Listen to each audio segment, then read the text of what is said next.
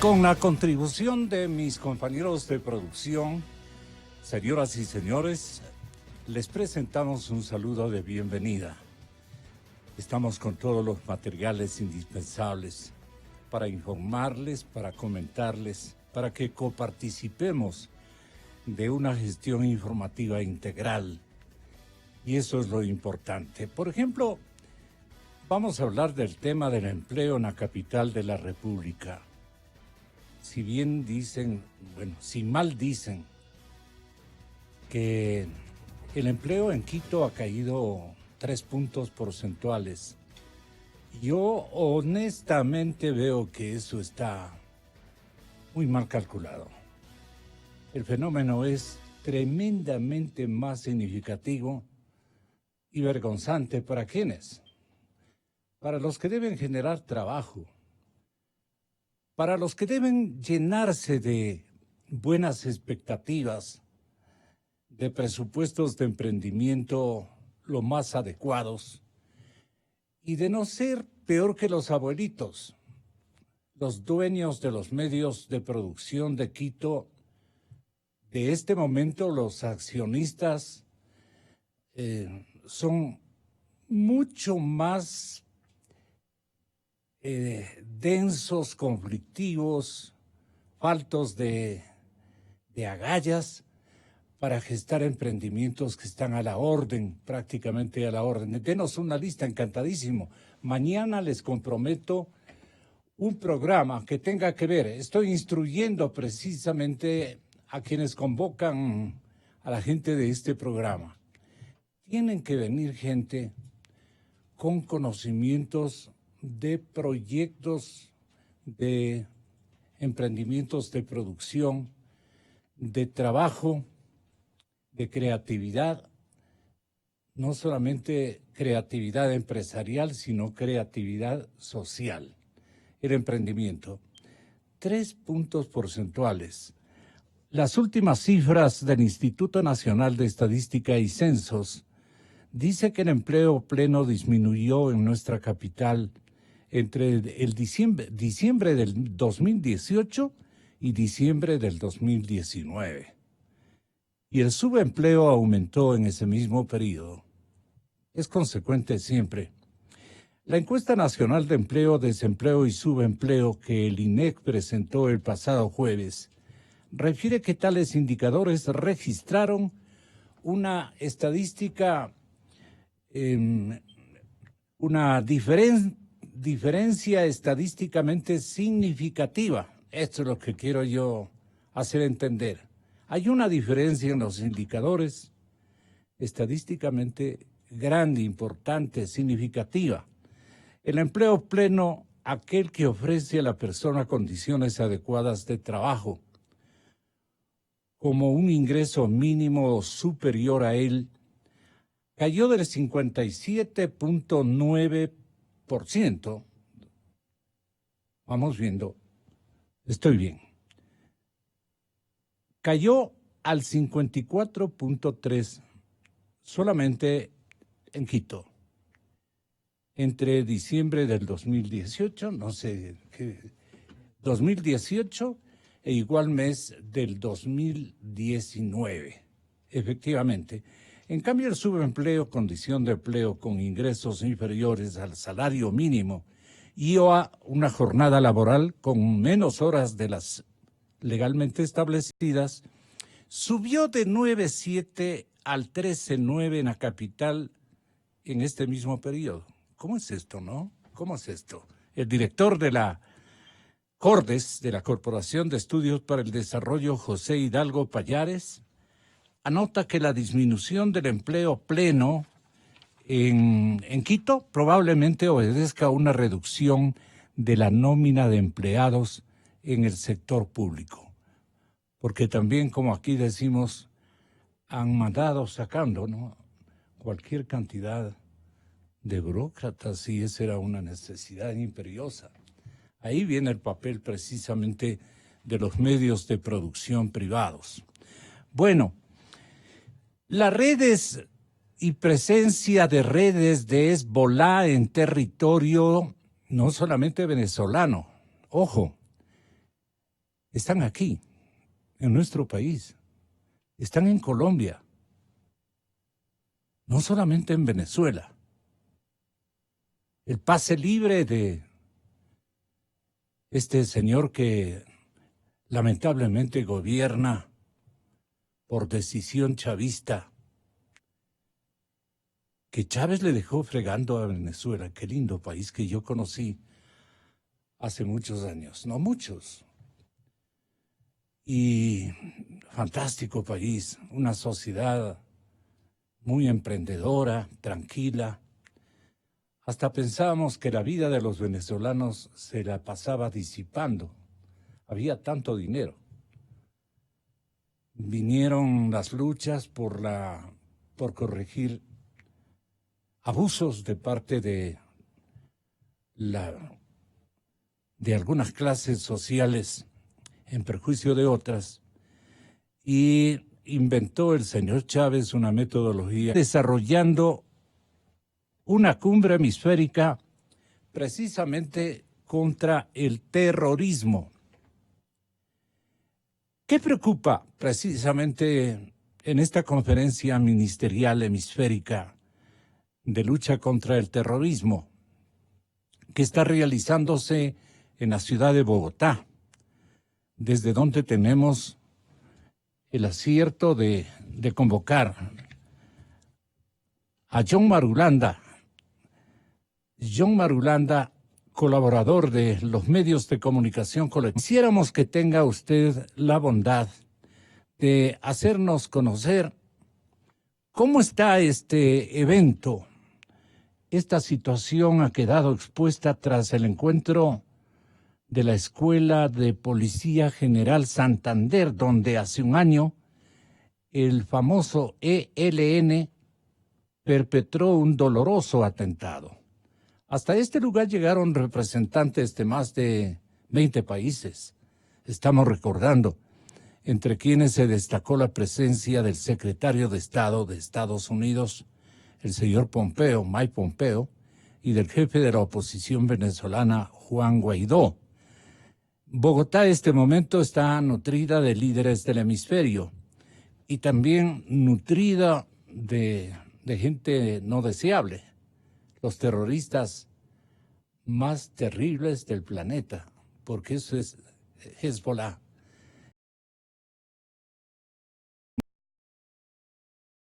Un reportaje de lo que está ocurriendo con esta cumbre hemisférica contra el terrorismo.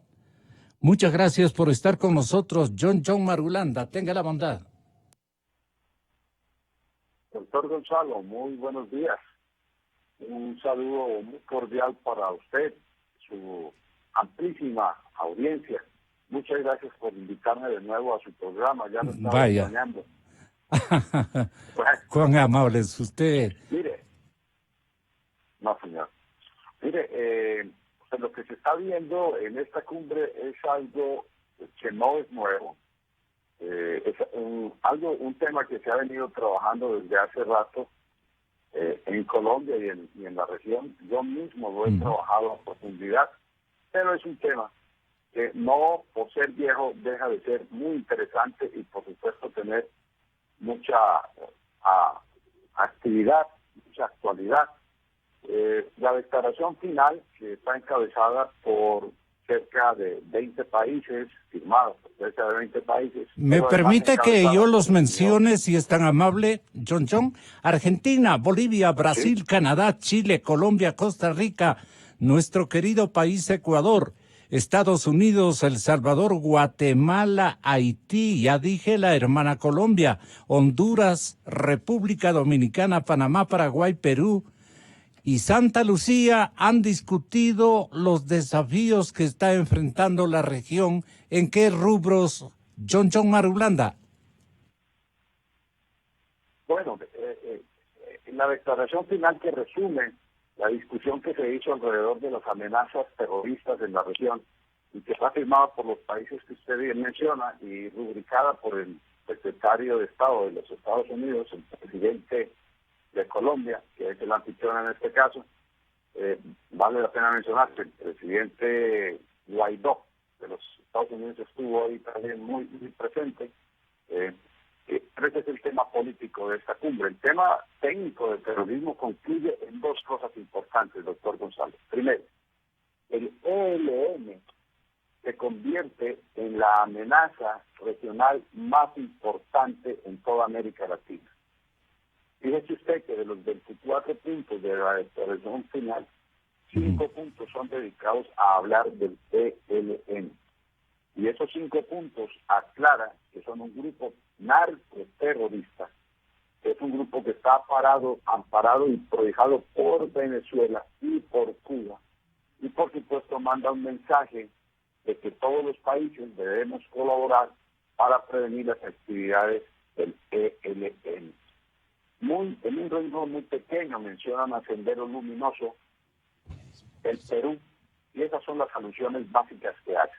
En otro renglón hablan de Hezbollah y mencionan a Venezuela como el principal receptor y promotor de las actividades de Hezbollah, que como todos sabemos es una organización político-terrorista, que se conocen como una organización legítima política, pero que en América Latina Hezbollah fue el culpable de los peores atentados terroristas que se conocen en la región, como fueron el atentado contra la Embajada de Israel en el 92 y el atentado contra la mutual judía AMIA, ambos en Buenos Aires, este último en el año 94.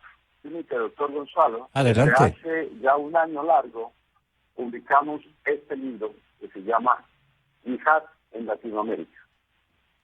Yihad. En este libro, Yihad, Guerra Santa. Guerra Santa en Latinoamérica. En este libro, en Latinoamérica, yo quisiera mencionar que en las páginas 123 y 124 se menciona al Ecuador y los posibles vínculos que Ecuador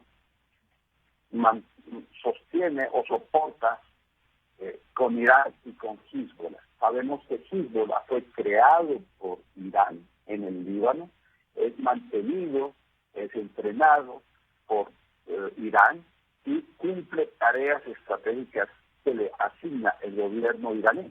Ahora que están de pelea, siempre han estado entre Irán y Washington, por supuesto, hay preocupación de lo que visitó Irán y suscribió convenios de cooperación en área energética, científica y agrícola con el Banco Central del Ecuador y el Banco de Desarrollo de Exportaciones de Irán, un banco que había sido previamente sancionado por la Oficina de Control de Activos Extranjeros de los Estados Unidos. Igualmente, en el 2009, Irán anunció el financiamiento de la construcción de 2 centrales eléctricas en Ecuador y luego le otorgó al gobierno de Correa un préstamo de $40 millones. ¿Y qué objetivos han cumplido los dos bancos centrales, tanto de mi país como de Irán? Que usted conozca, John. ¿En qué? Que usted conozca cuáles son los objetivos que se han cumplido en esta, digamos, con este acuerdo entre bancos centrales de Ecuador e Irán, le preguntaba. No, doctor González, no conozco los resultados de esos acuerdos que firmó el presidente Correa, pero es una demostración de lo que sucede con Irán en la región. Irán también firmó, para ponerle un ejemplo, con Venezuela ha firmado infinidad de acuerdos de construcción de tractores, de construcción de bicicletas, de construcción de... Ninguno de esos acuerdos finalmente se ha cumplido. Y lo que sí se ha demostrado es que estos acuerdos bancarios entre Ecuador e Irán, entre Venezuela e Irán, entre otros países, Bolivia, Irán, han terminado sirviendo como vehículo de lavado de dinero. Y el gobierno norteamericano ha sancionado a estas personas. Pero no.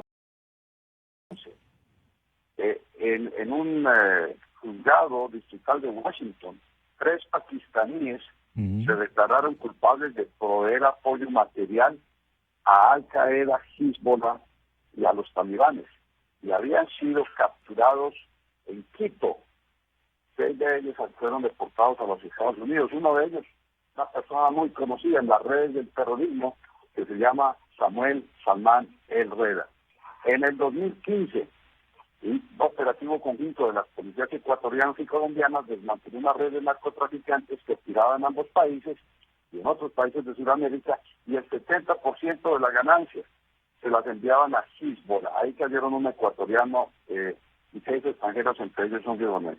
Y para el 2015, usted lo sabe mejor que yo, varios directivos del Banco Ecuatoriano COFIEC, de propiedad del Estado, que habían aceptado depósitos del sancionado banco iraní EBDI, Banco de Desarrollo iraní, se vieron involucrados en un caso de malversación de fondos. Y la gran conclusión, una de las grandes conclusiones de este texto, que viene muy oportunamente al caso, que ya lleva 2 años de publicado, habla de qué manera Hezbollah en la a contactos con el narcotráfico y a lavado de dinero. Y si estamos hablando de eso, es imposible no hablar de Colombia y Ecuador como centros importantes de actividades de Hezbollah. Y que usted conozca con respecto a la lucha precisamente contra esbozos de terrorismo en nuestra región, ¿qué estará haciendo, con qué agenda emergente vendrá Mike Pompeo, el secretario de Estado de la Unión Americana y del jefe de la oposición venezolana, también el presidente Guaidó, para discutir y analizar los retos de la lucha contra el terrorismo y cómo fortalecer las acciones internacionales para poder derrotarlo? Que se conozca hasta este momento, hasta este instante, Mike Pompeo ha traído una agenda ciertamente más pragmática para esa lucha. Sí, al lado de la cuestión puramente técnica del terrorismo que acabo de escribir, en este foro también hay un aspecto político muy interesante que nos cobija a todos. Parece que la situación de Venezuela ha evolucionado, parece en la perspectiva del gobierno de los Estados Unidos, de primero que todo una amenaza militar, una posición fuerte que nunca descartó la posibilidad militar. Después evolucionó a una fuerte injerencia con sanciones de tipo económico que aún se siguen dando. Y finalmente en esta etapa parece, como usted lo dice, que hay una aproximación más pragmática y ya se habla de algún tipo de acuerdo que pueda haber entre el gobierno de Maduro, la oposición, con el patronazgo probablemente de Estados Unidos y otros países para que haya unas elecciones, y se habla de que se le dé inclusive participación al madurismo, al chavismo, en unas elecciones supervigiladas por la comunidad internacional y con todas las garantías del caso. Parece que el líder norteamericano parece que viene con todo, con buenas instrucciones de su jefe mayor, el señor presidente de los Estados Unidos. Viene con todas las de ley y creo que van a dejar allí un acuerdo mucho más pragmático y emergente para la hora que estamos viviendo frente a esbozos de actos terroristas. Sí, además, recuerde usted, doctor Gonzalo, que estamos en una época preelectoral en los Estados Unidos. Y ese también es un factor que hay que analizar para tratar de entender qué es lo que se mueve, que en estos escenarios se mueven unas fichas que son de consumo público, para usted y para mí, pero se mueven por debajo de otras fichas que nosotros no conocemos. Contactos, diálogos, acuerdos, componendas, que forman parte de todo este ejercicio político. En el caso de Venezuela, que es un caso muy complicado, que es un caso que a todos nos interesa, por nuestra vecindad, proximidad, por nuestra afinidad, pues es claro que la política del gobierno norteamericano en esta época preelectoral ha tomado un viraje un poco más, como usted lo llama, pragmático político. Sin embargo, déjenme comentarle que se anunciaron ayer mismo la realización de ejercicios militares entre Estados Unidos y Colombia, con el desplazamiento de la Brigada de la Transportada Rápida número 82, que va a mandar una gran cantidad de revistas y otras unidades militares, lo que ciertamente no descarta del panorama definitivamente las soluciones de fuerza. Más aún teniendo en cuenta un aspecto fundamental de la declaración de ayer es que señala a Venezuela como la base de perturbación como el elemento fundamental para cualquier eventual actividad terrorista en toda la región, cargándole esto a Hezbollah, un grupo terrorista internacional, como le dije, patrocinado por Irán, que ahora pues está en una confrontación con los Estados Unidos. Se reconoce que organizaciones como ISIS, Al-Qaeda, afiliadas, constituyen una amenaza a la seguridad colectiva, a la de los ciudadanos dentro y fuera de sus territorios y a todas las personas dentro de sus respectivas jurisdicciones, dice un comunicado. Y allí el presidente Duque ha denunciado la presencia de células de Hezbollah en Venezuela. ¿Están estas células, lo importante de la región, entre ellos, hay alguna evidencia de que Hezbollah está aquí en el Ecuador, que Colombia también está en lista de terroristas presentes alineadas con las FARC? Y no voy a estatizar nada de la economía, ha dicho Jorge Enrique Robledo. ¿Quién es este caballero, si es tan amable de enterarnos? Si es tan amable. El senador, sí. Sí, el senador Jorge Enrique Robledo es un senador de izquierda, es un senador que hace 48 horas lanzó desde ya su candidatura a la presidencia de la República. Ha sido un insistente y persistente contradictor del gobierno. Es una persona que no es muy agresiva, no es una persona ofensiva como el resto de izquierdistas que tenemos aquí. Es una persona, sin embargo, muy crítica de todas las actividades que toma el gobierno y tiene un buen prestigio en su desempeño en la senaduría. Este es el senador Robledo, es de mi tierra, por allá del eje cafetero, de Armenia, Quindío, Caracas. Lindas tierras, además. El señor Pompeo ha asegurado que sabe Estados Unidos que el máximo representante, óigaseme bien, que el máximo representante del terrorismo del régimen iraní, Hezbollah, ha encontrado un hogar en Venezuela bajo el amparo del presidente Maduro, lo que ha calificado obviamente de inaceptable. Pero el jefe de la diplomacia norteamericana ha aprovechado para exhortar a los países aliados contra este grupo. ¿Qué podría plantearse, digamos, al tenor de estas conversaciones a las que estamos aludiendo? Como medidas radicales. Sobre ese punto me gustaría decirles lo siguiente. No es con el gobierno de Maduro que echó raíces Hezbollah en América Latina. Eso viene desde el gobierno de Chávez, cuando tuvo este enamoramiento político con Ahmadinejad ya hace casi 20 años. Desde entonces se abrieron las puertas para que Irán llegara a Venezuela y desde ahí irradiara por toda la región con la gran cantidad de petrodólares de Venezuela, diferentes centros culturales, embajadas y demás, y al lado de ellos creciera Hezbollah.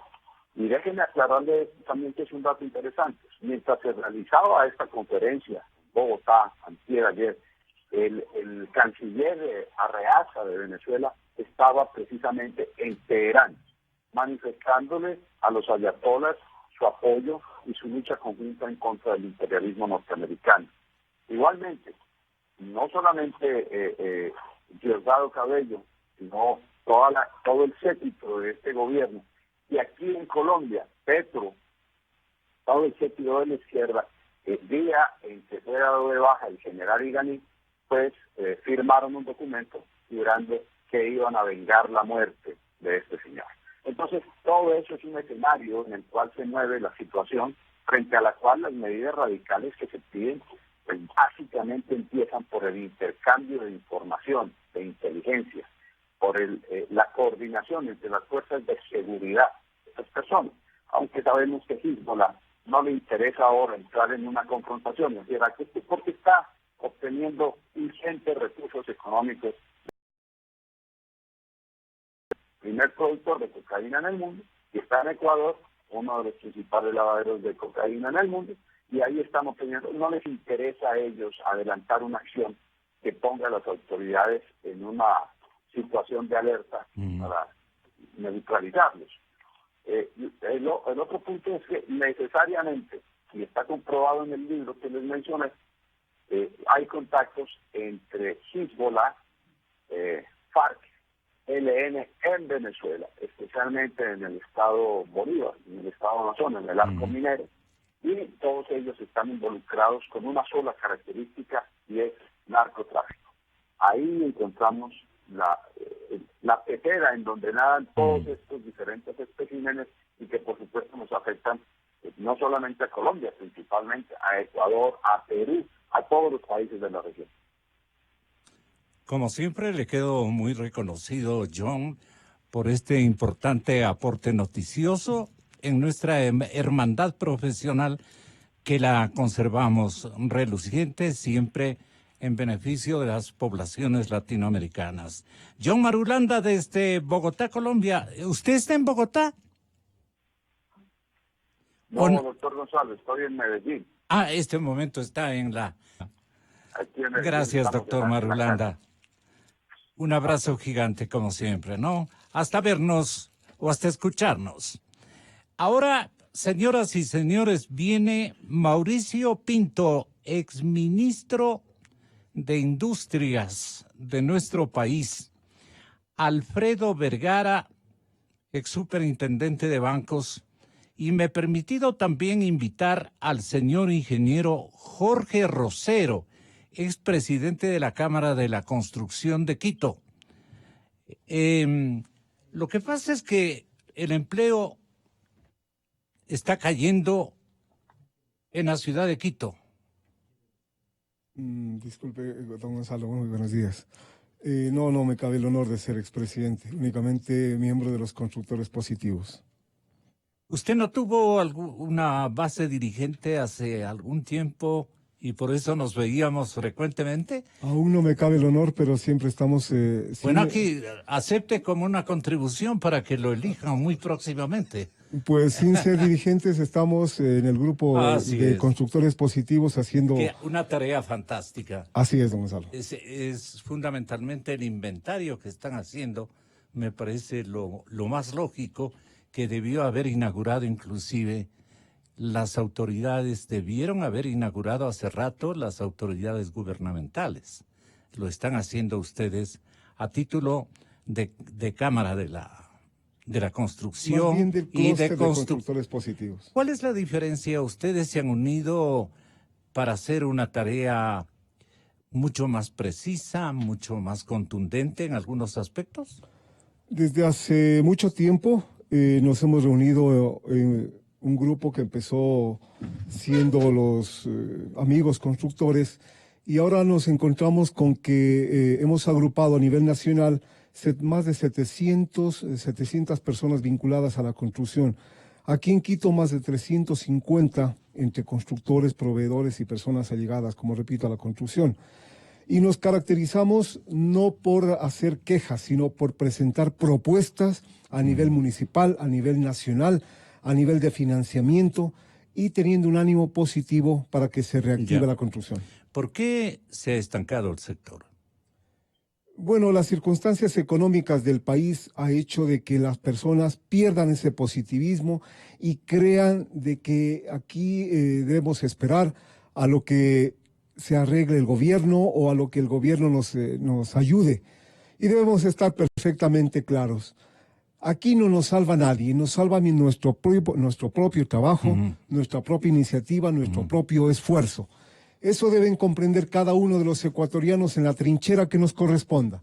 A nosotros como constructores, desde el punto de vista de ver las mejores facilidades para que las personas tengan su vivienda propia, como es la aspiración de la gran mayoría de ecuatorianos, y por ende el camino para que se reactive la economía del país.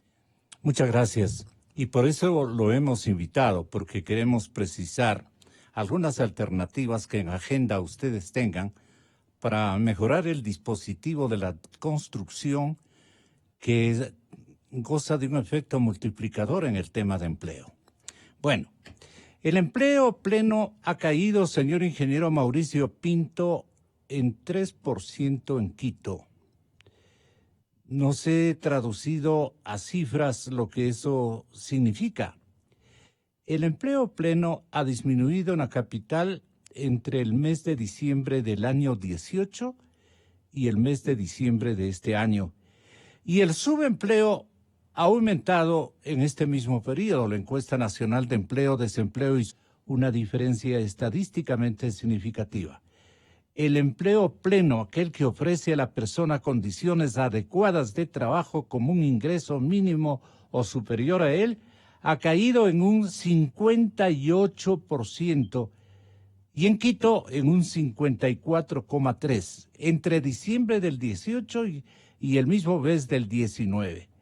El subempleo, condición de empleo con ingresos inferiores al salario mínimo o a una jornada laboral con menos horas de las legalmente establecidas, subió del 9,7 al 13,9 en la capital de la República en el mismo periodo antes referido. Sí me produce algún filo de extrañeza. Buenos días, Buenos Mauricio. días, Gonzalo, y un gusto conocerlo.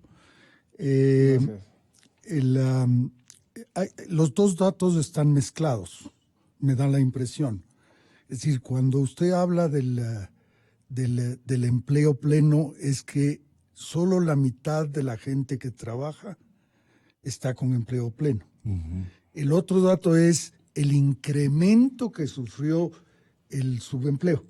O sea, de 9 y pico a 13% es el incremento. Eso es lo que me parece que está ahí sin tener la fuente. Pero Gonzalo, vamos al fondo. El país está pasando por una situación en la que necesita una corrección en las leyes laborales para que no se siga produciendo lo que se está produciendo, que la respuesta a la falta de empleo formal es la informalidad. Y en esto no podemos dejar de ver los países vecinos. Si una de las cosas que sufre el Perú es precisamente de una cantidad enorme de subempleo que llega casi al 70%. Y eso da dificultades a la corta y a la larga enormes, porque es gente que no tiene una previsión social, no tiene seguridad y evidentemente la capacidad de esa gente para progresar es casi nula. Es un tema simplemente de supervivencia.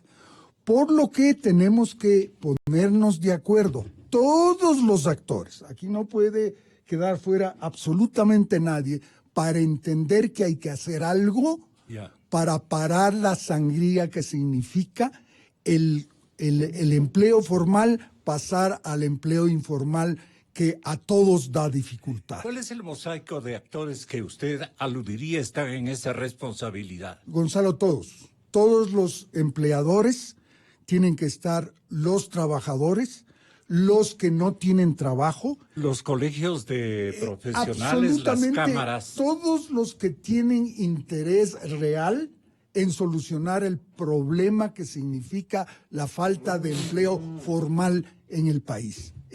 Tienen que estar y hay que ver la manera de hacer una convocatoria alejada del tema político para buscar una solución de corto plazo y una solución de largo plazo para poder parar esta sangría que mes a mes vemos que hay gente que se pasa del mercado formal al mercado informal por falta de competitividad. Y eso es una cosa que tenemos que trabajar para que todos esos actores, la primera cosa que tenemos que entender es que hay una dificultad en ese sentido. Una vez que entendamos que hay una dificultad, evidentemente vienen las propuestas de saber necesita. Y yo, perdóneme Gonzalo que me tome un minuto más, creo que hay necesidad de trabajar inicialmente en 3 ejes. Uno, entendiendo que el Código de Trabajo es del año 38 y que se han hecho solamente parches por un lado, parches por el otro lado, y que hoy no corresponde a la realidad del país y a la realidad del mundo. Eso está absolutamente claro. Yo creo que se necesita trabajar para que las 40 horas semanales sean flexibles, o sea, que los trabajadores trabajen 40 horas semanales, pero que no tengan las limitaciones que tiene hoy. Eso beneficiaría a mucha gente que está sobre todo en el sector del retail y que tiene también en el sector industrial épocas que tiene más trabajo o menos trabajo. No estoy proponiendo rebajar las 40 horas. Estoy simplemente diciendo que hay que buscar una manera para que esas 40 horas sean flexibles para el trabajo. 2, creo que hay que entender bien qué significa el tema del costo de los despidos. Eso es un dogal que tienen los emprendedores, porque es evidente que si uno emprende un negocio, no tiene la seguridad total de que el negocio va a dar los resultados que uno cree, y enfrentarse a un despido de trabajadores que signifique $3,000 si es que ya pasan los 90 días, pues es un desincentivo absoluto y total para los emprendedores. Y la tercera, que es un tema que beneficia a muy pocos y que causa problemas muy grandes en empresas ya maduras, que es la jubilación patronal. La jubilación patronal es un tema absolutamente discriminatorio. Las regulaciones no están de acuerdo a las normas que hoy se tiene que manejar en este sentido, y yo creo que es el otro tema que hay que discutir claramente, de cómo eliminar esta situación, este peso para las empresas. Gonzalo, creo que esos son los ejes, a mi parecer, que se tienen que discutir inicialmente, pero se tiene que proponer, obviamente, de largo plazo, un nuevo código de trabajo que esté acorde a las necesidades. Hay una realidad distinta. Hoy los milenios, por ejemplo, no buscan estabilidad. Les parece una locura el quedarse permanentemente en una empresa. Ellos están inquietos todo el tiempo de aprender más. 2, las profesiones que nosotros en nuestra juventud teníamos clavadas en la cabeza prácticamente no existen, porque hoy en día gente que no se autoprepara no llega a ninguna parte, porque los abogados tienen que saber de matemáticas, los matemáticos tienen que saber de leyes, y esto tiene que tener una movilidad muy grande. Formas de trabajo, es decir, hay que pensar en las necesidades para la creación de formas de trabajo que son distintas a lo que señala hoy en día el Código de Trabajo. No se trata, Gonzalo, y en esto es un mensaje a los dirigentes sindicales, de eliminar lo que significa el tema de todas las conquistas laborales. De lo que se trata es en pensar en país. No podemos seguir así, porque nos convertiremos en netos importadores y no en productores. Y sus empresas que cubren buena parte de nuestra región, ¿cómo utiliza a los millennials? Los millennials es difícil trabajar con los millennials con la mentalidad que tenemos nosotros. Claro. Porque nosotros somos más programadores de largo plazo. Así es. El millennial es de corto plazo, pero hay que entenderlos. Estamos en un cambio generacional brusco. Yo creo que se parece en el pasado a muchas épocas donde cambiaron la estructura. Hoy en día es impensable, Gonzalo, que no pensar en una equidad de género, por ejemplo. Hoy en día es impensable pensar que los chicos no quieren trabajar temporalmente para hacer las cosas que ellos quieren. Un millennial, su sueño es viajar. Y tienen que tener los elementos suficientes para poder cumplir esos sueños. No podemos decirles, ustedes no viajen, ustedes tienen que tener una casa temprano, ustedes tienen que casarse pronto para formar una familia. Eso no hay. Y esa realidad es la que tenemos que entender y adaptarnos a esas realidades, porque no es un movimiento del Ecuador, es un tema universal, mundial. ¿No es cierto? Hoy en día se encuentra uno cuando viaja con jovencitos que están viajando a sitios que uno no se imagina. Usted, que es un viajero incansable por superación, naturalmente, de tipo empresarial y profesional, ¿qué hacen los millennials de Europa, del norte de Europa, de esos países florecientes en productividad? Especialmente es su primer atributo, la productividad. Ocupados, Gonzalo, están haciendo trabajos distintos. Por ejemplo, los noruegos tienen la obligación de aprender inglés, el idioma inglés, porque de lo contrario no hay manera de tener oportunidades en el mundo. Usted ve un holandés, por ejemplo, ya el holandés se está perdiendo como idioma porque todos tienen que hablar inglés. Y ellos buscan en el mundo oportunidades de negocios. Y usted puede ver en el mundo entero, es decir, gente de esos países que son ideales desde el punto de vista nuestro, que andan buscando otras cosas. Andan buscando tranquilidad, andan buscando clima, pero necesitan las herramientas suficientes para poder mantener y crear.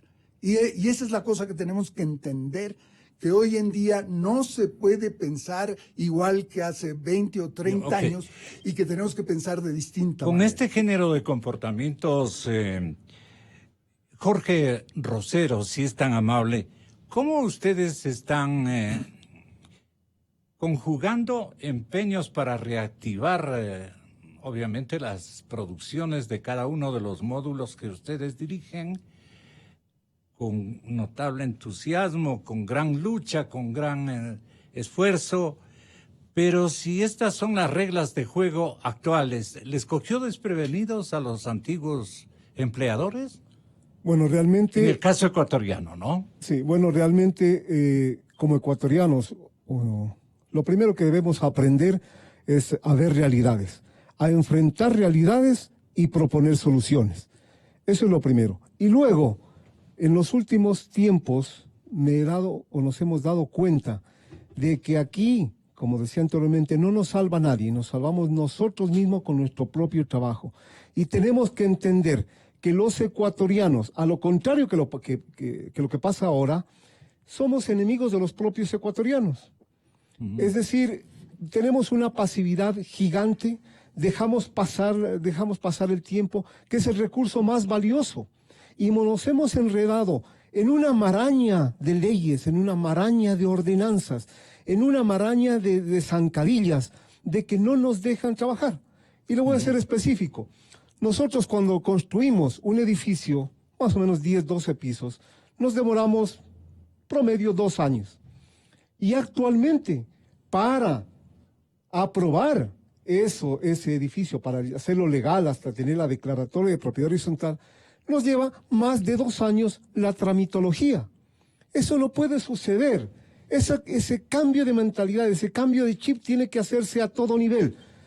El municipio tiene que entender, los personeros municipales tienen que entender que un día, un mes, 6 meses o un año que demore una aprobación de un edificio o un permiso para las industrias es un montón de dinero, es una represa que no le deja trabajar, no le deja progresar al individuo. De la misma manera en el ámbito nacional. Venimos hablando desde hace mucho tiempo del tema de la reactivación de la vivienda de interés social. El gobierno se permitió hacer un ofrecimiento de 300,000 viviendas y sin embargo no dictan adecuadamente y a tiempo las resoluciones, los correctivos, los procedimientos, etcétera.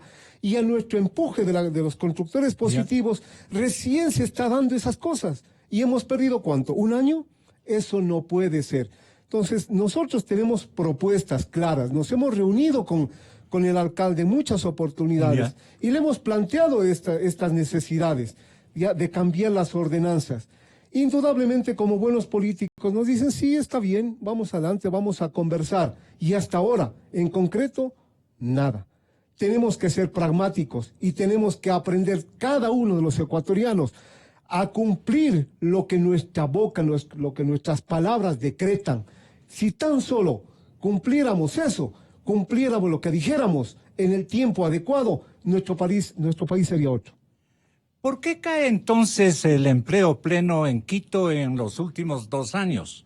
Le preguntamos a nuestro invitado, el doctor Alfredo Vergara. Buenos días. Buenos días. Saludo a mis compañeros de panel. Yo creo que esta última cuestión del desempleo que se genera en Quito es exclusivamente porque Quito es una ciudad básicamente de gobierno. Aquí pues se concentran los 500,000 burócratas se concentran en unas 3/4 partes, aquí en Quito. Lo demás se distribuye en el resto de la ciudad.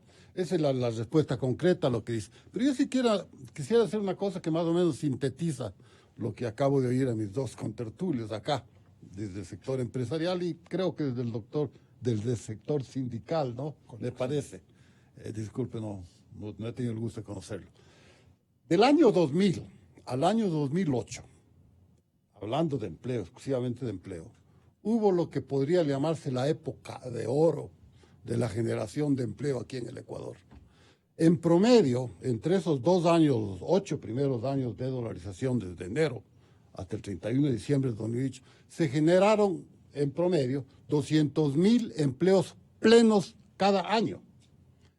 Esos 200,000 empleos, además, significaron un tributo directo para el gobierno de 640 millones de incremento anual. ¿Por qué se produjo eso? Y es la única época que se ha producido en nuestro Ecuador, y solo hasta el 31 de diciembre del 2008. Y después de eso vino el declive hasta este año, en que ya estamos desde hace 2, 3 años en un declive total y en una generación más bien de desempleo. ¿Por qué? O sea, ¿qué es lo que cambió ahí? Tuvimos un caos en la cuestión política en los 8 primeros años, ¿no? Cayeron 3 presidentes, creo. Subió 2 años de esos, se la escribe a Correa, etcétera, etcétera. Y posteriormente hemos tenido un solo gobierno, prácticamente, el anterior y este, pues, del mismo partido. Y sin embargo, pues, una gran diferencia en la generación de empleo en el primer y en el periodo y en el segundo periodo, la generación de subempleo o de desempleo. ¿Por qué se produce eso? Por una sencilla razón. En la primera parte, en los primeros 8 años, nosotros tuvimos la dolarización recién inaugurada, pues en el año 2000, que fue, esa dolarización dejó de ser administrada por la sociedad civil y pasó a ser administrada directamente por el gobierno, por Carondelet, directamente por él. Y eso le sirvió a él para cogerse 18,000 millones de dólares que estaban en los fondos que pertenecían a la sociedad civil bajo el esquema de la dolarización. 18,000 millones, Gonzalo.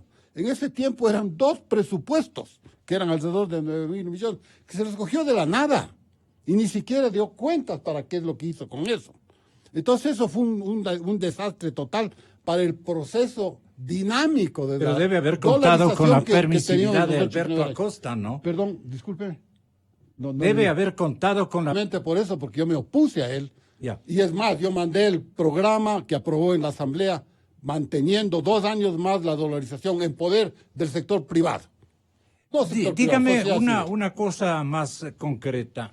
Dicen que la competitividad, si logra ser insertada en el modo de ser de los artífices del desarrollo, de los empleadores, de los emprendedores, de los empresarios ecuatorianos, si tuvieran una agenda de competitividad, no se destruiría el empleo. ¿Cómo es esto? ¿Cómo funcionaría esto? Yo le miro desde un punto de vista, nuevamente, de la dolarización. La dolarización es competitiva y obliga a la competitividad tanto del sector financiero como... Y ahí podemos calificarles de millennials, de emprendedores, emprendimientos, lo que usted quiera. Es decir, la gente que está preocupada de trabajar en diferentes facetas. La competitividad es cuando hay competencia, no hay mucho misterio ahí. Y hay competencia cuando para comenzar el sistema financiero, que comienza a ser en realidad el hacedor de políticas, porque el gobierno ya no tiene política monetaria, no tiene política cambiaria, tampoco puede manejar política crediticia, se queda exclusivamente con la política fiscal, lo cual afecta al resto porque el gobierno considera que eso es lo único que debe existir. Y ustedes ven lo que pasa en estos 12 últimos años, se concentran en la política fiscal, no se habla de nada más. Ustedes dos, señores, me disculpan, si hablan con alguien del gobierno, no estarían hablando en, ¿cuál fue el idioma difícil de los noruegos? Digo por molestar. En ese idioma, en chino estarían hablando, porque sencillamente ya no les entienden. Lo importante es cómo financiar el gasto del sector público. La cuestión de la dolarización, todas las reservas de la dolarización ya se las cogió el gobierno y siguen cómo hacemos para que la dolarización siga financiando el gasto público. No hay competitividad, Gonzalo, porque sencillamente además se expulsó, recordemos eso, a los 4 bancos internacionales que teníamos y que obligaban a que haya competencia y competitividad en la fijación de tasas de interés, costos de mercado, programación de crédito, que antes era muy flexible. Miren, los 2 primeros años, en el 2007 y 2008, ya con Correa acá, pero con una superintendencia de bancos autónomos, las tasas de interés bajaron en 15% anual, 30% en esos 2 años. En cambio, desde que cogió ya, después de Montecristi, el gobierno, el manejo de las tasas de interés, yo he visto gráficos, de hecho gráficos, he presentado gráficos en varias partes, donde es una línea prácticamente horizontal. Okay. De promedio, todas las 16 tasas que tenemos ahora, en promedio se han movido menos del 1% anual. Es algo increíble. Entonces, ¿qué competencia, qué compatibilidad puede haber ahí?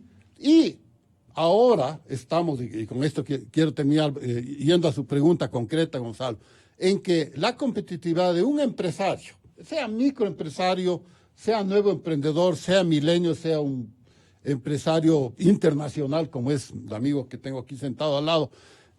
Lo importante, sobre todo en un comienzo, en un emprendimiento, aunque sea grande el emprendimiento, lo importante es el financiamiento. Claro. Si consigue el financiamiento, está bien. Lastimosamente, ese es el principal obstáculo que hay que vencer. También los obstáculos que usted acaba de notar, la cuestión de tramitología y burocracia y todo eso, pero eso es secundario desde mi punto de vista. El rato que usted tiene financiamiento y un buen proyecto, obviamente, y un proyecto lícito además, usted está hecho. Todos los demás obstáculos son peanuts, como dicen los milenios con los que yo hablo. Ya. Perdón.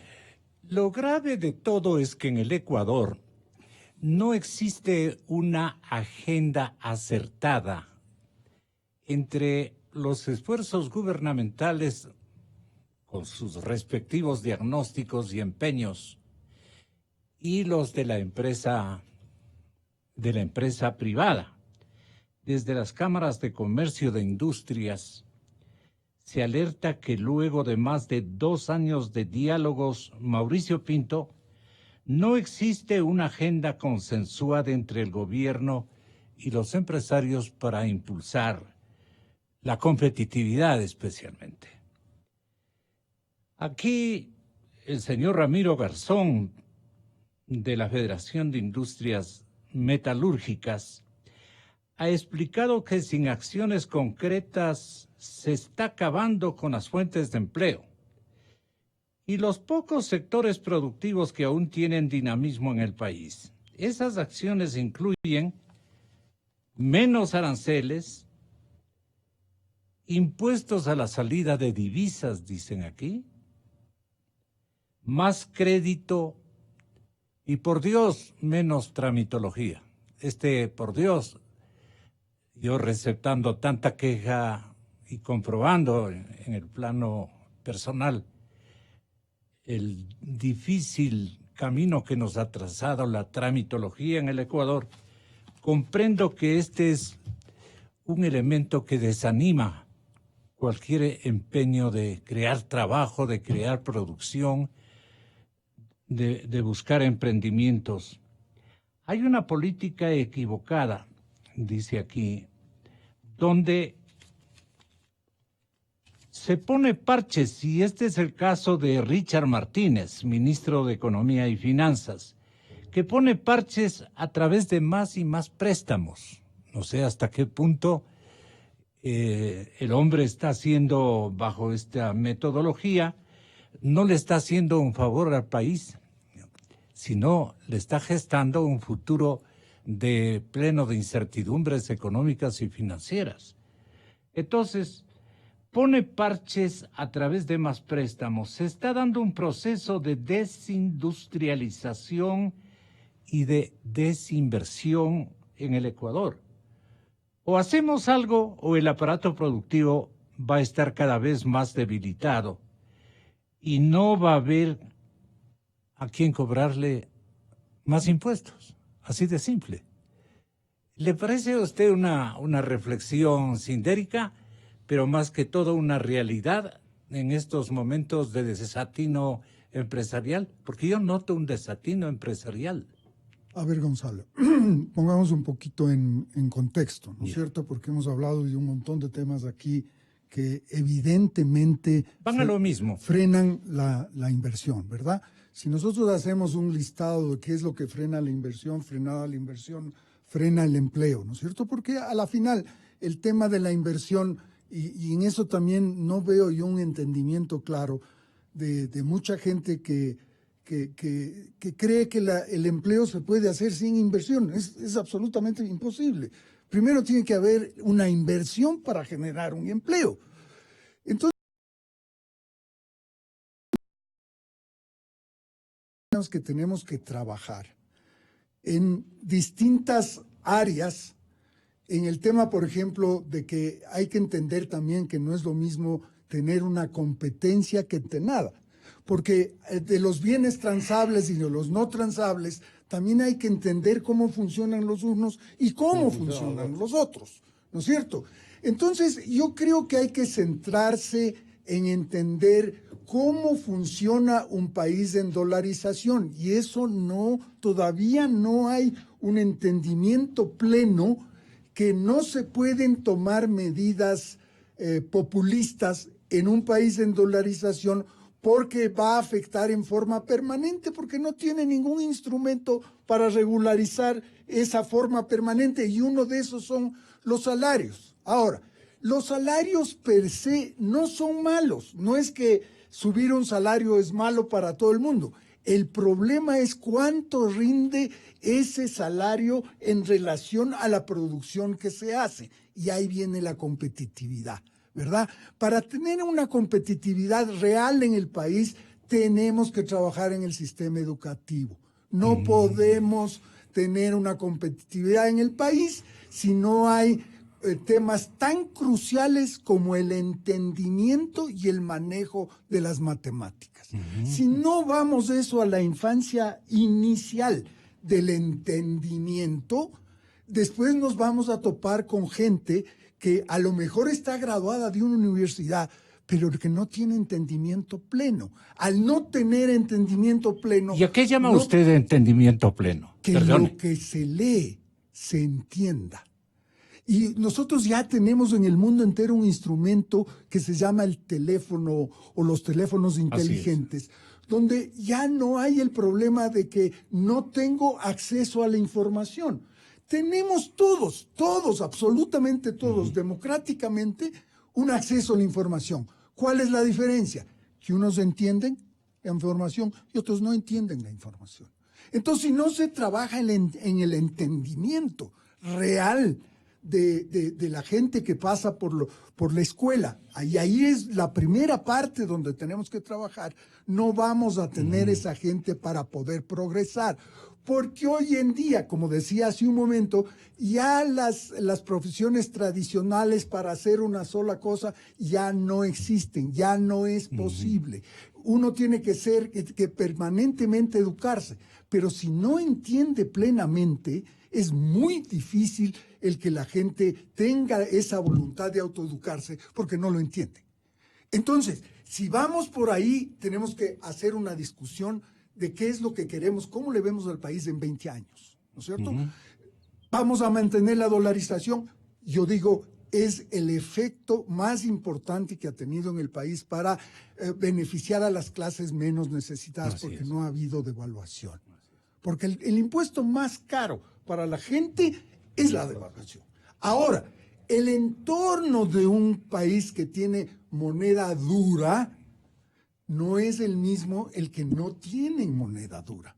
Y ahí hay que entender que no podemos tener la misma política de siempre en un país que tiene dolarización.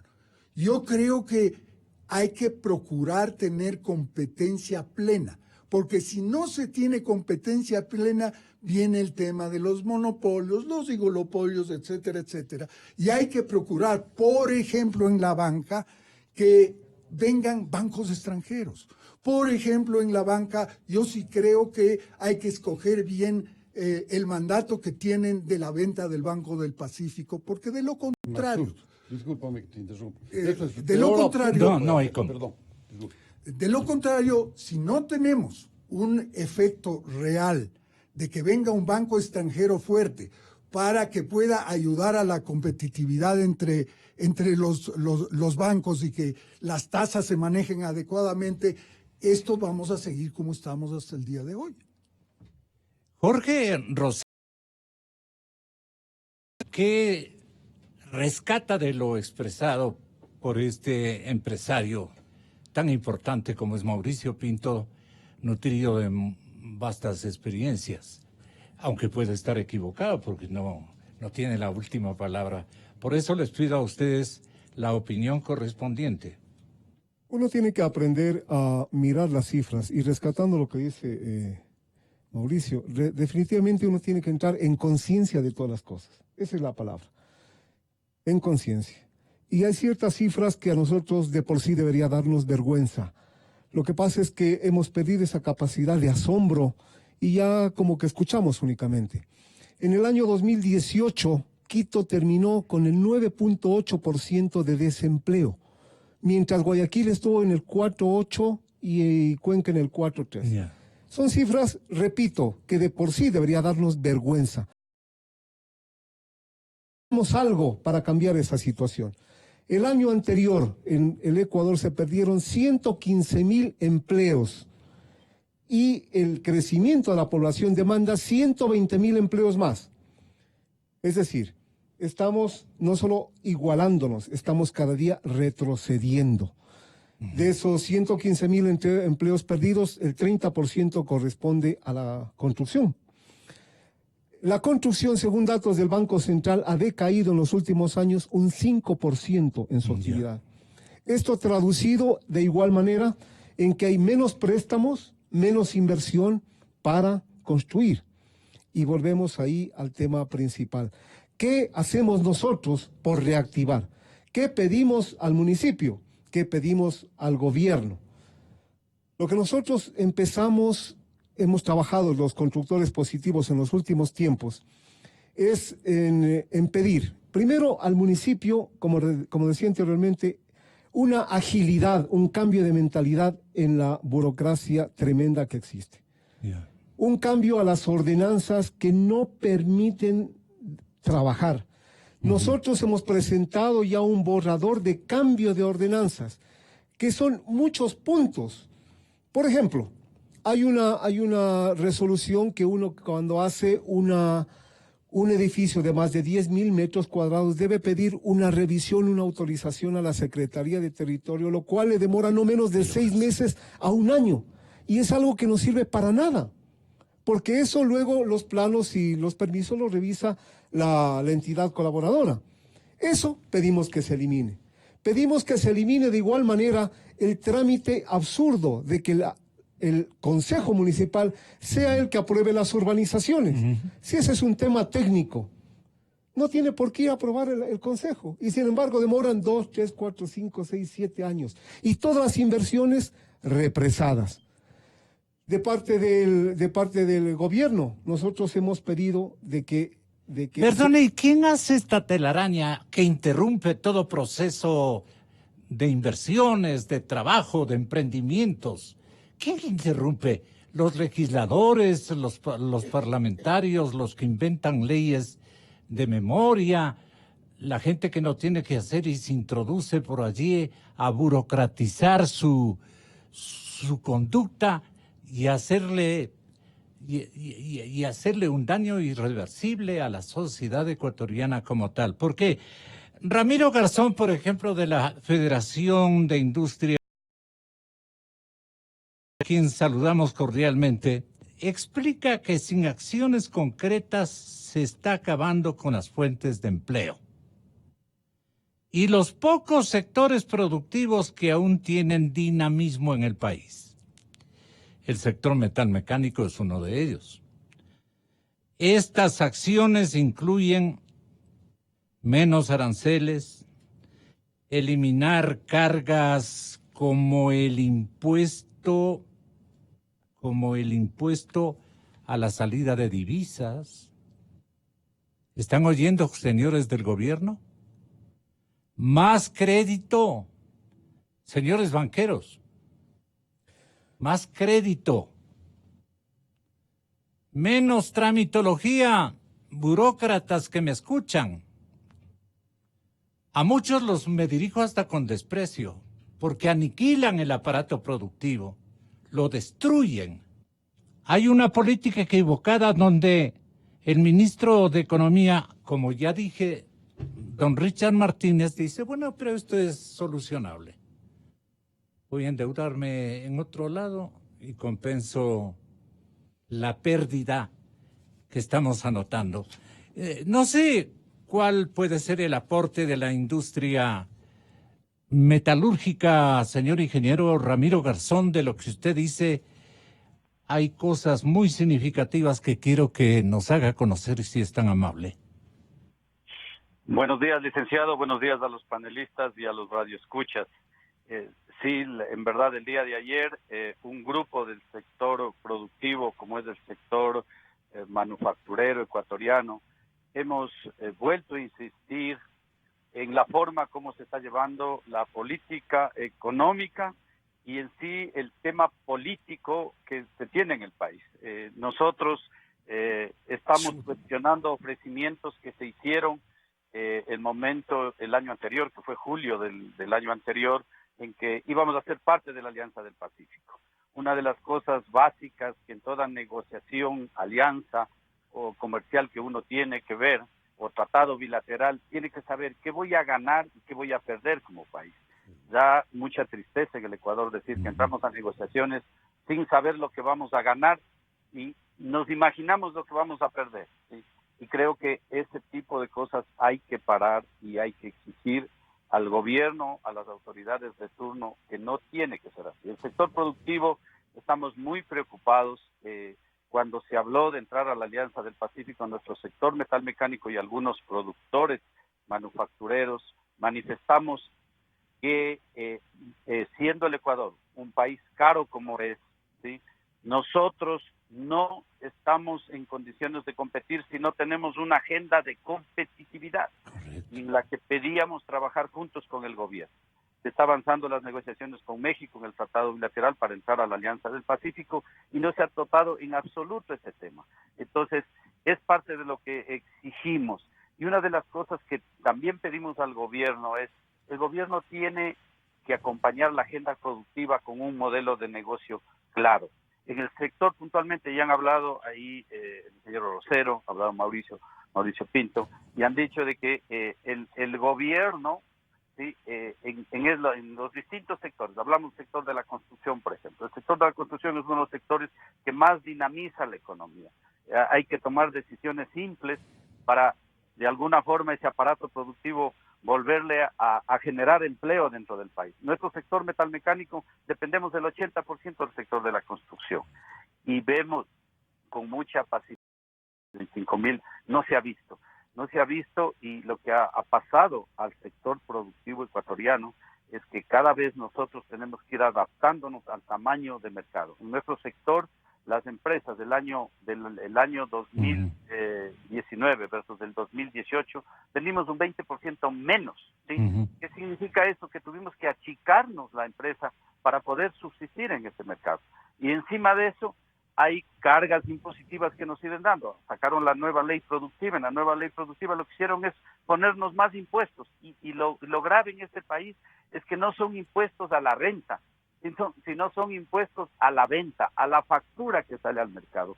Y esa es una forma en la que nos están ahogando a los sectores industriales.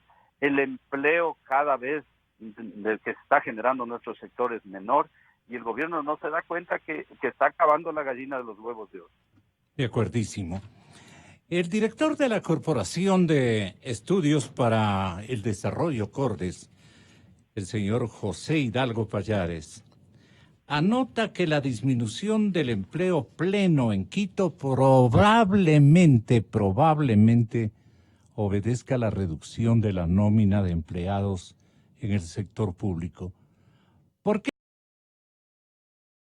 En el juicio de valor que usted está haciendo desde Cordes respecto a lo que en el fondo de la realidad está ocurriendo, con pérdidas cuantiosas para la iniciativa privada, que más bien desprecia y despecha la intervención del Estado o de algunas organizaciones que vienen en auxilio del emprendimiento, pero lo que vienen es a inventar y complicar el camino de premiar al emprendimiento con gestiones más coherentes, más viables, más aceleradas, para que los resultados sean y creen entusiasmo empresarial. No sé cómo explicarme de mejor manera.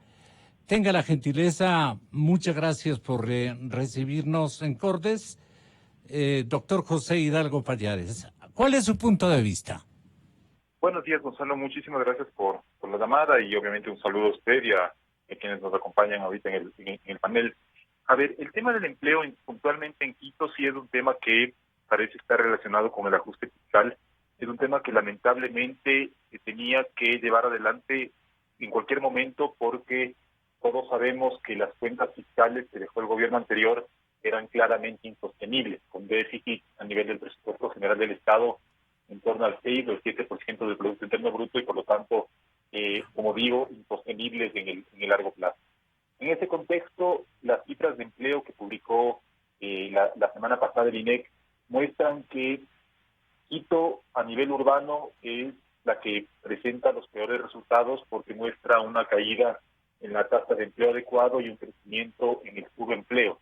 Esto parece estar relacionado, como dije antes, con el ajuste que se está dando en la nómina pública, porque de hecho el peso de los empleados públicos, tanto en el empleo asalariado como en el empleo adecuado, ha caído en los últimos años, y obviamente en un contexto económico de estancamiento como el que estamos viviendo, es difícil que esas personas que salen de la nómina pública encuentren de manera inmediata un trabajo en el sector privado. Entonces, ¿a qué se dedican? Porque tienen que sobrevivir.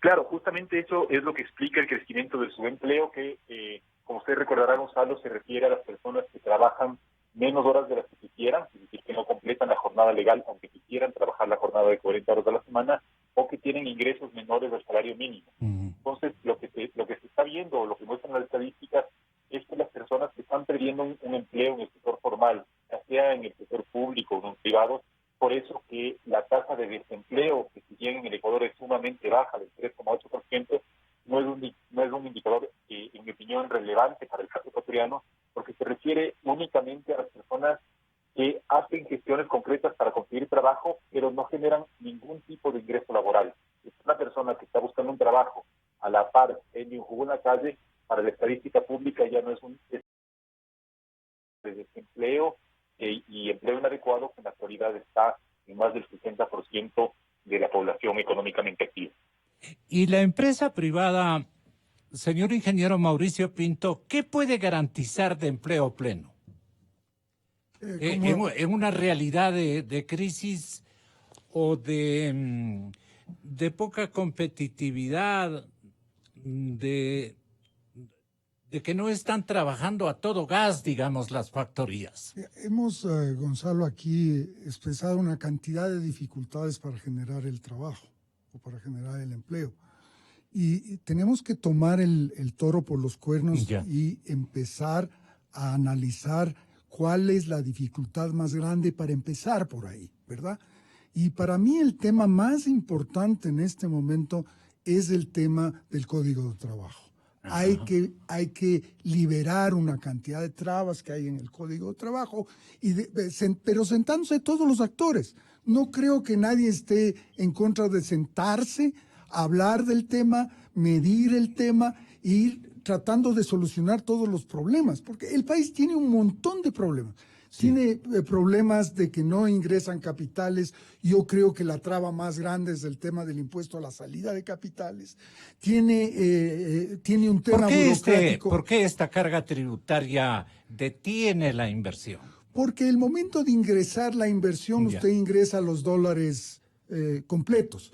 El rato de que ese dinero sale para afuera, tiene que pagar un impuesto. O sea, por cada 100 que usted trae, le devuelven solo 95. Y ahí viene la dificultad que dice, un inversionista de afuera dice, oiga, si yo llevo 100, pero quiero sacar de nuevo el dinero, me van a devolver solo 95. Entonces, esa es una traba que maléficamente el expresidente Correa la puso para disque igualar o compensar el tema de que no tiene instrumentos para la devaluación. Porque lo que le hizo fue encarecer la exportación de dinero. En el momento en que no que deja de la posibilidad de libremente el manejo del dinero, ahí viene la traba de decir, yo no voy a poner capital en el Ecuador. Pero las ligas mayores administrativamente hablando, las ligas mayores del correísmo administrativamente y estatalmente hablando, están de nuevo, pues desde hace rato. Vea Gonzalo, yo creo que debemos salir del tema político.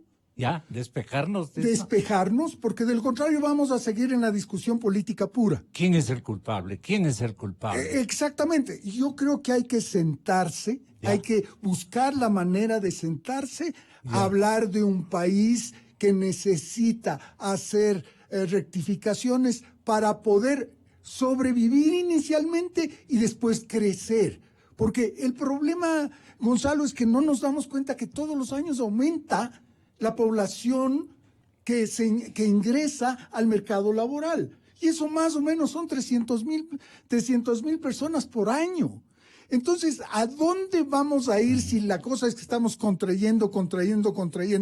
En un momento dado, la dolarización, que es un escudo enorme, se va a cansar. También se va a cansar. Claro. Y va a llegar un momento en que nos vamos a poner con la soga en el cuello.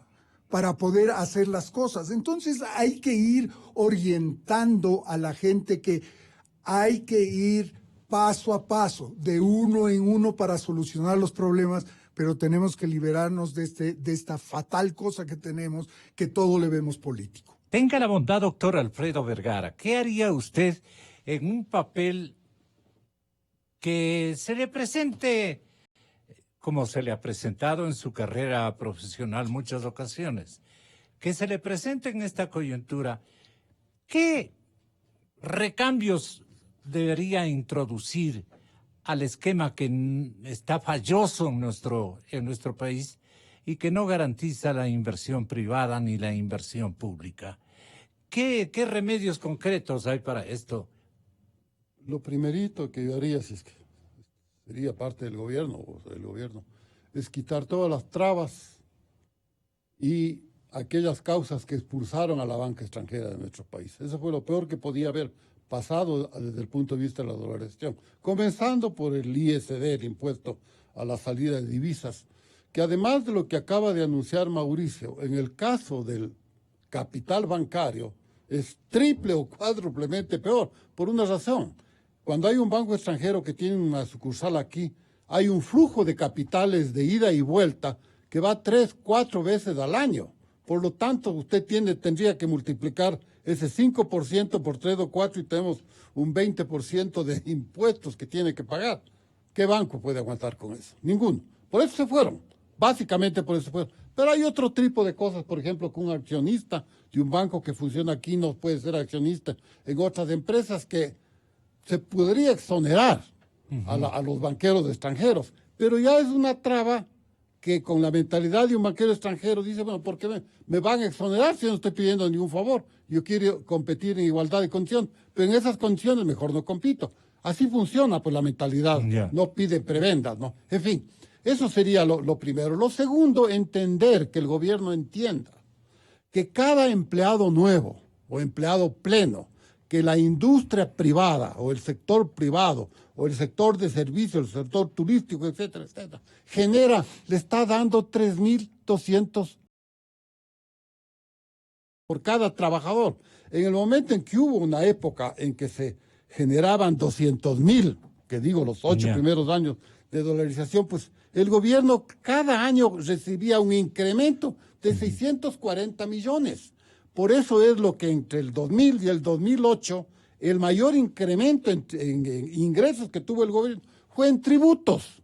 En tributos. Ese fue el incremento del presupuesto. Tanto es así que el gobierno, los 4 o 5 gobiernos que hubieron ahí, hablando de no politizar la cosa, pudieron pagar gran parte de su deuda externa. La deuda externa bajó de unos 18.000 a 8.000, que es la que recibió. Son 10.000 que bajaron, 1.000 millones se pagó. También, bueno, y bajaron muchas otras cosas, ya no hubo gastos, etcétera. Pero etcétera. ¿cuál es el punto? El punto es que el gobierno debería soltar las riendas de la dolarización, en general de todo, tramitología y todo, pero especialmente de la dolarización, dejar que nuevamente sea la sociedad civil el que controla la dolarización, y así va a generar recursos para el propio gobierno a través de tributos, como está demostrado ya en cifras. ¿A usted qué le parece esta fórmula que podría gestar una instancia bastante controvertida porque no estaría atendiendo leyes, reglamentos, limitaciones y aperturas de una forma más consecuente con el país y con la sociedad? No obstante, usted, señor presidente de Cordes, José Hidalgo Pallares, usted anota que la disminución del empleo pleno en la ciudad de Quito, por ejemplo, probablemente obedece a la reducción de la nómina de empleados de la burocracia que funcionan en esta capital eminentemente de servicios estatales, por decir de alguna manera.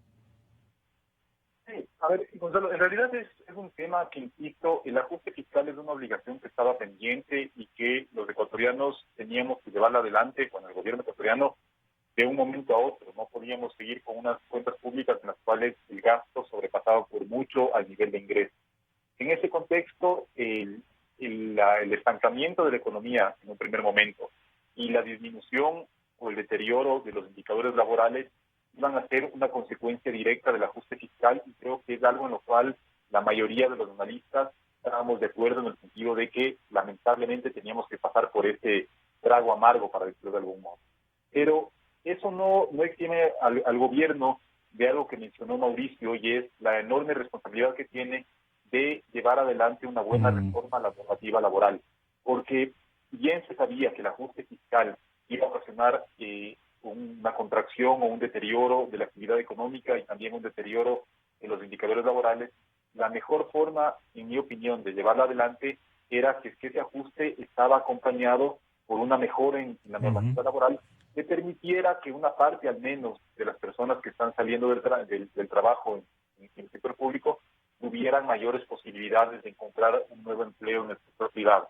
Lamentablemente, en la actualidad, además de tener una economía estancada, porque el Banco Central estima que en 2019 la economía se contrajo en realidad 0,1%, tenemos a la par una normativa laboral con costos de despido absurdos, con supuestos beneficios como la jubilación patronal, que en realidad beneficia a un número marginal de personas y les juega en contra a muchas personas que ya estarían próximas a obtener este beneficio. Tenemos dificultad también para contratos a medio tiempo, temporales y demás.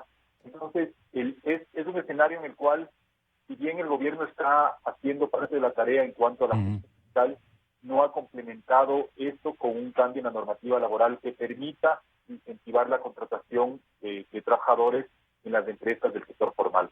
Ahora dígame, perdone usted, en el año 2019, más o menos 25,000 funcionarios del Estado fueron despedidos como parte de una estrategia del gobierno de Lenín Moreno para reducir el déficit fiscal. Entonces, usted ha comentado que tal ajuste era necesario, pero en cambio, las consecuencias sociales, ¿cómo se responde, si es tan amable, economista Hidalgo? No, sí, lamentablemente es un escenario en el cual no había salida fácil, Gonzalo. Era o ajustar el gasto o directamente seguir expuestos a un nivel de endeudamiento que en cualquier momento nos podía explotar porque el país ya se quedaba sin fuentes de financiamiento y por lo tanto el ajuste iba a ser muchísimo más desordenado y muchísimo más doloroso, no solo para los funcionarios públicos, sino para el contexto de la sociedad ecuatoriana. Un desmesurado endeudamiento puede terminar con la dolarización. A ver, yo creo que la dolarización, ventajosamente al ser el contrato social más importante que tenemos los ecuatorianos o con más nivel de, digamos, de coincidencia entre los ecuatorianos, está bastante blindada en el sentido de que nadie quiere que se desdolarice y parecería que estamos dispuestos a aguantar estos momentos de estancamiento económico como el que venimos viviendo ya 5 años, pero preferimos obviamente tener el dólar y saber que lo que un ecuatoriano gana al inicio del año tiene el mismo poder adquisitivo que al final del año. Pero obviamente un desequilibrio fiscal demasiado importante como el que tuvo el gobierno anterior, que incluso utilizó al Banco Central en dolarización como prestamista del gobierno, y podía poner en riesgo al sistema. Y por eso es que es tan importante que el gobierno actual esté haciendo los esfuerzos para poner en orden las finanzas públicas fiscales que pueden implicar un riesgo para la dolarización. Una sugerencia suya para terminar, porque ya me controlé en el reloj con todos los demás.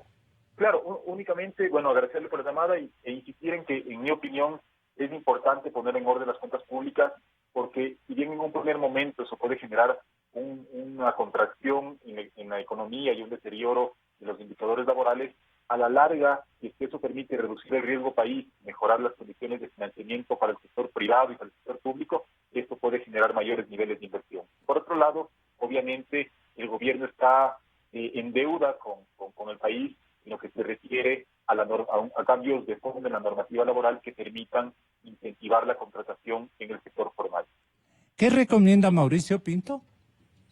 Gonzalo, nuevamente voy a insistir en el tema que hay que sentarse, analizar la problemática con todos los actores, porque de lo contrario no vamos a tener un resultado. Y espero que los actores estén abiertos a que... ¿Quién debe convocarlos? Habrá que buscar una convocatoria que sea neutral, ¿verdad? Para que no aparezca haya ni muy estatal, ni muy privada, empresarial, ni muy porque de lo contrario no vamos a tener el resultado. Hay que buscarla, sí hay manera de hacerlo, y yo creo que por ahí es el tema. Por ahí empieza el tema de ponernos de acuerdo. La Academia Aquiteña es muy retórica, en cambio. Vea, Gonzalo, no califiquemos ahorita a nadie o no pongamos las trabas, porque dejemos que la puerta esté abierta y busquemos la manera de que eso se produzca. Muy bien. ¿Y usted, Jorge? Bueno, ¿qué sugerencia deja sentada de su praxis? Porque usted trabaja todos los días. Así es. Mire, yo creo que la primera recomendación es hacia el municipio.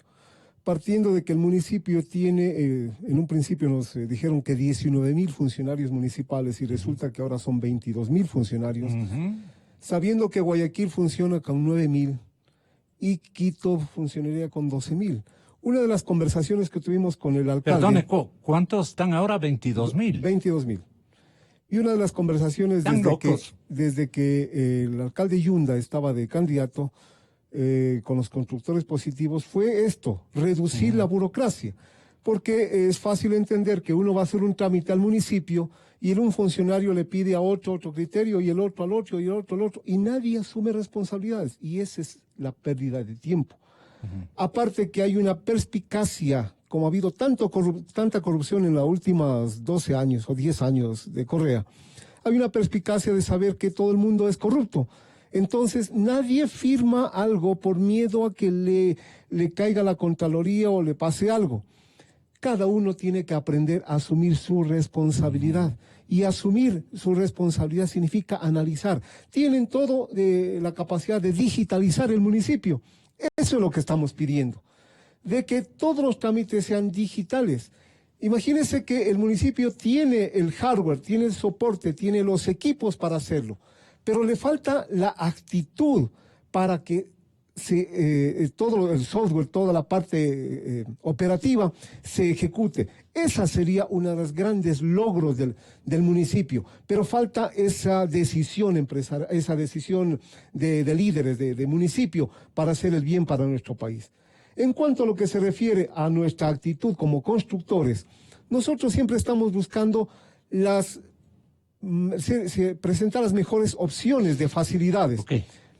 Por decir algo, antes nosotros pedíamos para empezar una construcción que se cubre el 30, el 40%. Ahora no, ahora nosotros pedimos el 15% que puede ser pagado en el periodo de construcción. ¿Y cómo se financian ustedes? Perdone la curiosidad. Aquí es donde no hay nada que inventarse. Nosotros tenemos que trabajar el triple. En mi caso debemos tener 2, 3 edificios para poder solventar toda esta parte económica y debemos escalonarlo. Adicionalmente, las personas tienen que darse cuenta de que... Perdone, ¿y hay demanda para esas torres? Sí las hay, sí las hay. Uh-huh. Sí las hay. ¿De qué perfil son esos demandantes? Ahora hay una gama a todo nivel, porque como le menciono que los precios han bajado, entonces hay una demanda realmente de las personas. Lo único que les preocupa a las personas es quedarse sin empleo, ¿ya? Porque indudablemente mucha de la burocracia pues tiene que eliminarse. Y eso es contagioso, porque no solo la persona de la burocracia tiene esa preocupación, sino que transmite esa preocupación al resto. Y yo les quería mencionar de que no hay mejor inversión, no hay mejor caja de ahorros que invertir en una construcción. Sugiera usted algo más cortito, si es tan amable, señora. La última recomendación, la cuestión del Banco del Pacífico, porque en realidad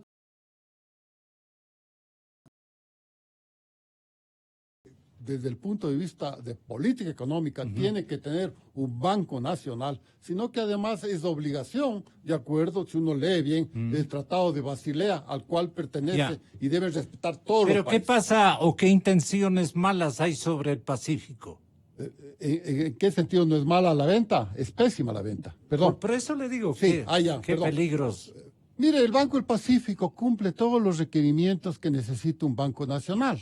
Es decir, compite en vivienda, hablando de construcción, da créditos no subsidiados, pero bajando su rentabilidad, que tiene una muy buena rentabilidad actualmente, a 6,5% del Banco del Pacífico. Cierto es que pide ciertos requerimientos, que sea en un sector urbano, etcétera, etcétera. Da crédito educativo, el único que da microcrédito, en eso compite con el Banco de Pichincha y Banco de Guayaquil, los dos principales en crédito, y da inclusión financiera, hasta $500 a gente del sector informal que no tiene acceso a la banca formal. Es decir, cumple todos los requerimientos. Además, otra cosa, si comparamos al Banco del Pacífico con el Banco Nacional de Panamá, el Banco del Pacífico absorbe un 25% de los clientes totales del sistema, cuando su crédito es apenas, digamos, es importantísimo, pero es apenas 15%. Es decir, casi duplica la atención al público. Usted no es del directorio, ¿no?